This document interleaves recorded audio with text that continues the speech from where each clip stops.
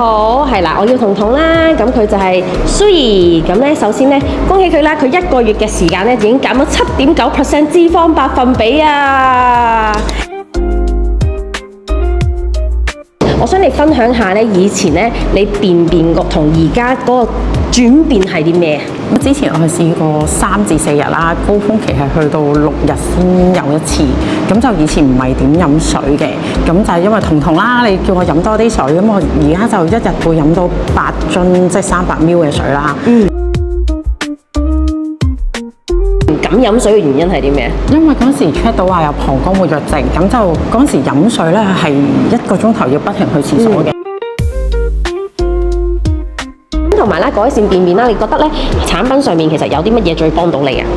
我朝早就會飲水果茶嘅，飲完水果茶之後再飲 shake，咁飲完呢2樣嘢之後咧，我通常都會就有便便去噶啦。咁因為蘆薈汁益生菌就幫我哋改善腸道啦，幫我哋排宿便啦。咁然後 shake 其實有纖維係幫助到刺激腸道蠕動去排便嘅咁樣咯。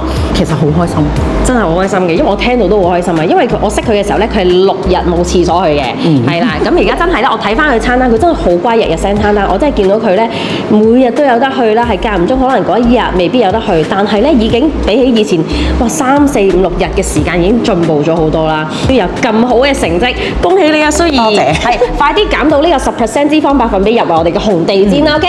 好，拜拜。